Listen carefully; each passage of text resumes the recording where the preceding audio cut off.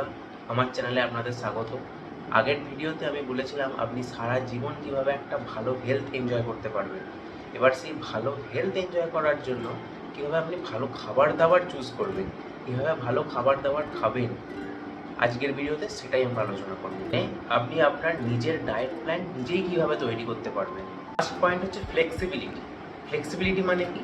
Flexibility মানে হচ্ছে যে কটা মেজর খাবারের গ্রুপ আছে সেই সবকটা খাবারের গ্রুপ থেকে আপনার প্রেফারেন্স এবং আপনার অ্যাভেলেবিলিটি অনুযায়ী আপনাকে খাবার চুজ করতে হবে।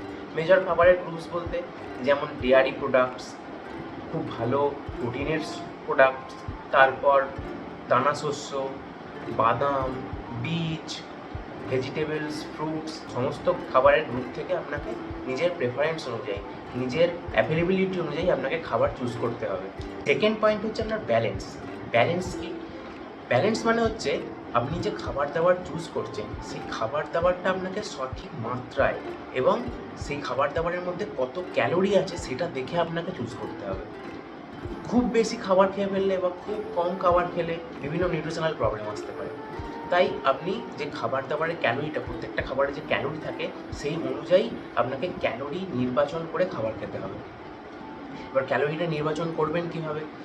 আপনি যে সারাদিন যে খাবারটা খাচ্ছেন, মানে সারাদিন যে আপনি ক্যালোরিটা দিচ্ছেন, সেই খাবারে সেই ক্যালোরির 10 থেকে 10-35% আসবে আপনার প্রোটিনের সোর্স থেকে, 20-35% আসবে হচ্ছে আপনার গুড ফ্যাটের সোর্স থেকে, আর 40-65% আসবে হচ্ছে কার্বোহাইড্রেটসের সোর্স থেকে।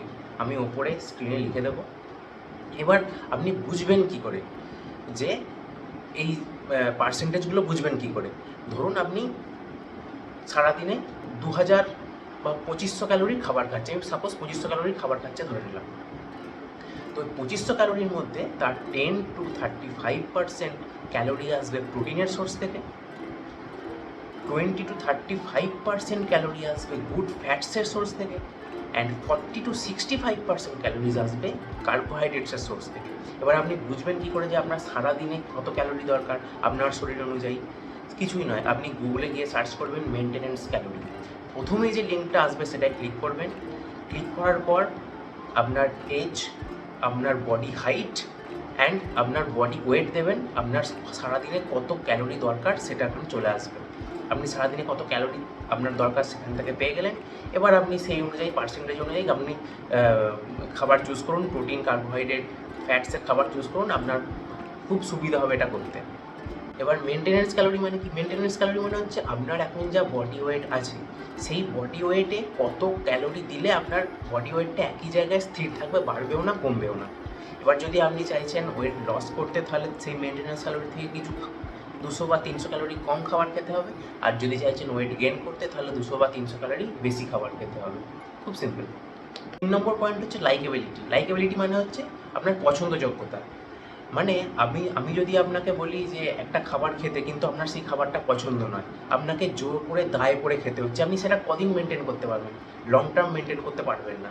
সেই জন্য আমি আপনাকে ডায়েট প্ল্যান দিচ্ছি না, আপনাকে শেখাচ্ছি যে কীভাবে আপনি নিজের জন্য ঠিকঠাক খাবার নির্বাচন করবেন। আমি যদি আপনাকে ওটস খেতে বলি, আপনার ওটস পছন্দ নয়, আপনি সেটা লং টার্ম ধরে খেতে পারবেন না।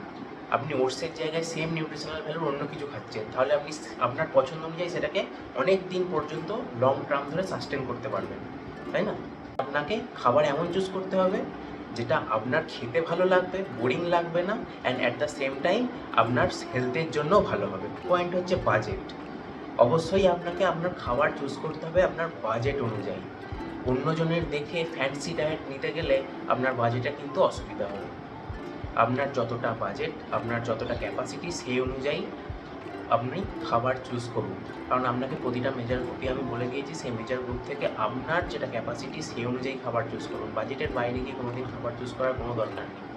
লাস্ট হচ্ছে কনসিডারেশন মানে হচ্ছে আপনার যদি কোনো হেলথ প্রবলেম থাকে কোনো খাবারে, বা অ্যালার্জি থাকে কোনো খাবারে, কারো মিল্ক প্রোডাক্ট বা ডেয়ারি প্রোডাক্টে গাট ইস্যু থাকতে পারে, পেটের সমস্যা হতে পারে, কারো সিডসে বিভিন্ন রকম অ্যালার্জি থাকতে পারে, সেই জিনিসগুলোকে আপনাকে খেয়াল রাখতে হবে। সেই জিনিসগুলো আপনাকে এলিমিনেট করতে হবে আপনার খাবার থেকে। কারণ যেগুলোয় আপনার অ্যালার্জি আছে বা পেটের সমস্যা হতে পারে সেই জিনিসগুলো আপনাকে মোটেই খেলে হবে না। তার জায়গায় আপনি সেম নিউট্রিশন ভ্যালুর অন্য কিছু খান। ধরুন আপনার দুধে সমস্যা আছে বা ডেয়ারি প্রোডাক্টে সমস্যা আছে, তাহলে আপনি পনির, দুধ পুরো বাদ দিন, দিয়ে পনিরের জায়গায় আপনি অন্য কোনো প্রোটিনের সোর্স খান, যে চিকেন, ডিম, এগুলো খান।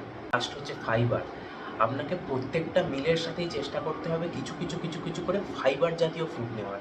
আলাদা করে মাথা ঘামানোর কোনো দরকার নেই। আপনি প্রতিটা মিলের সাথেই একটু একটু করে স্যালাড নেবেন, কিউকাম্বার, শসা, টমেটো, পেঁয়াজ, এগুলো একটু একটু করে নেবেন, তাহলেই দেখবেন আপনার ফাইবারের নিডসটা পূরণ হয়ে গেছে। ফাইবারটা আমি কেন বলছি, ফাইবার আপনার গাট হেলথ খুব ভালো রাখে ফাইবার, তাই চেষ্টা করবেন প্রতিটা মিলের সাথেই একটু একটু করে ফাইবার নেওয়ার।